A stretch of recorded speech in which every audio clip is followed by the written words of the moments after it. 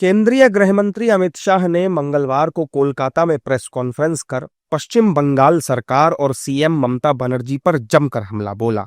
उन्होंने कहा कि पश्चिम बंगाल के लोग घुसपैठ को लेकर चिंतित हैं, लेकिन ममता बनर्जी चुनावी लाभ के लिए बांग्लादेशियों की घुसपैठ को बढ़ावा दे रही हैं। सीमा पर से कोई घुस कर आता है तो कहां जाता है? सबसे पहले बंगाल के गांव में जाता है। आपका पटवारी क्या कर रहा है? आपका थाना क्या कर रहा है? क्यों इसको अरेस्ट नहीं किया जाता? क्यों उस पर केस दर्ज नहीं होता? क्यों इसको वापस भेजा नहीं जाता? जवाब है क्या आपके पास? क्या बंगाल की मुख्यमंत्री ये जवाब दे सकती है कि असम में घुसपैठ क्यों बंद हो गई? त्रिपुरा में घुसपैठ क्यों बंद हो गई?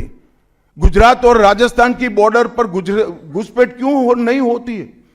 पंजाब की बॉर्डर पर घुसपैठ क्यों नहीं होती है? कश्मीर की बॉर्डर पर घुसपैठ क्यों नहीं होती है? सिर्फ बंगाल में क्यों होती है?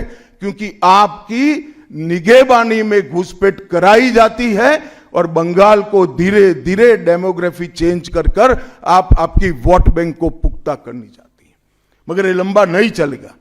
बंगाल की जनता अब जान गई है और इसके खिलाफ लामबंद भी हो रही है। और मुझे मालूम है अगला चुनाव घुसपैठियों को निकालने के मुद्दे पर और घुसपैठ रोकने के मुद्दे पर लड़े जाने वाला है।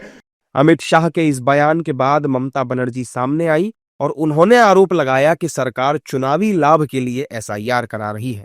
उन्होंने कहा, केंद्र सरकार दावा कर रही है कि 1.5 करोड़ नाम मतदाता सूची से हटाए जाएंगे। यह पूरी प्रक्रिया राजनीतिक फायदे के लिए जल्दबाजी में की जा रही है। अगर बंगाल में आतंक है तो फिर कश्मीर में हुई पहलगाम जैसी घटनाओं की जिम्मेदारी कौन लेगा?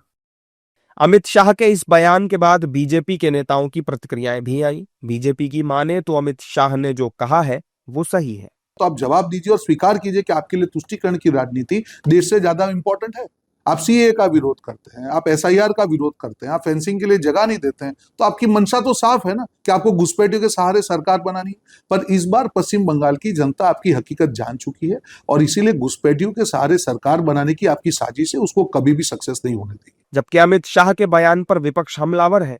विपक्ष सवाल पूछ रहा है कि ये बताएं कि बिहार में कितने घुसपैठिए मिले। ये पूछना चाहूंगा कि बिहार में कितने घुसपैठिए मिले, क्योंकि ये बात वहां पे की थी। कितने मिले वो बताएं। झारखंड में कितने घुसपैठिए मिले ये भी वो बताएं।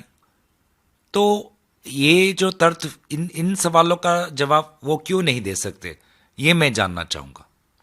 बहरहाल देश में इस वक्त घुसपैठियों को लेकर चर्चा तेज हो गई है। कुल मिलाकर ये कहना गलत नहीं होगा कि बीजेपी पश्चिम बंगाल में चुनावों के लिए पूरी तरह से एक्टिव हो चुकी है, क्योंकि साल 2026 में पश्चिम बंगाल में विधानसभा चुनाव होने हैं और बीजेपी ने यह साफ कर दिया है कि इस चुनाव में उनका मुद्दा घुसपैठ होने वाला है।